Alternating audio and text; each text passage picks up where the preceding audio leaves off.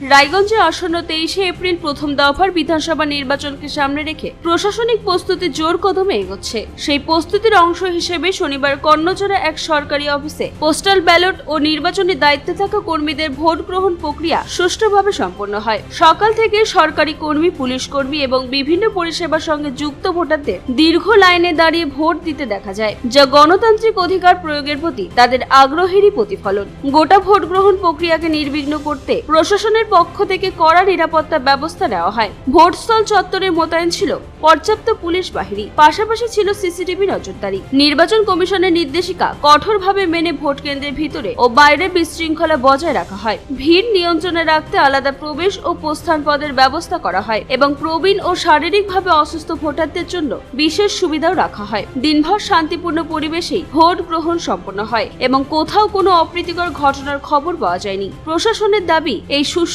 ও নিরবচ্ছিন্ন vote গ্রহণ প্রক্রিয়া আগামী মূল নির্বাচনের ক্ষেত্রেও ইতিবাচক বার্তা দিচ্ছে। আমার নাম বাঙালি মনু। কোথায় এলেন? আমি ওই যে ফাঁড়ির পাশেই আসছি, ভোটটা দিতে আসছি। তো আপনার ওই বিধানসভা কোনটা? বিধানসভা আমার হেন্তাবাদ 33। ও পরিবেশ কেমন এখানে?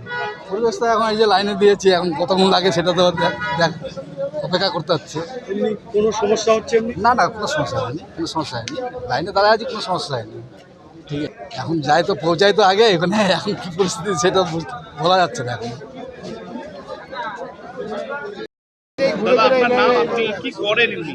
আমি এনবিএসটিসি গাড়ি চালাই, বাস চালাই। রঞ্জন দাস। ভোট দিতে এলেন, কি বলবেন? ভোট তো এবার শান্তিতেই সব জায়গায় দেখা যাচ্ছে, শান্তি হচ্ছে ভোট, কোনো জায়গায় ঝুট ঝামেলা হচ্ছে না। ভোট কি দিয়েছেন? ভোট দিই নাই, লাইনে দাঁড়াচ্ছি ভোট দেওয়ার জন্য। কখন এসছেন এখানে? আমি আসছি মোটামুটি 2 ঘন্টা হয়ে গেল।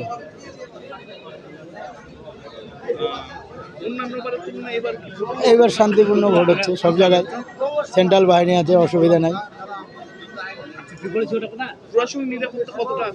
হ্যাঁ, প্রশাসন কতটা তৎপর আছে? সব জায়গায় আছে, সব জায়গায় প্রশাসন, সেন্ট্রাল বাহিনী আছে, এবার সেন্ট্রাল ফোর্স বাইরে থেকে আসছে।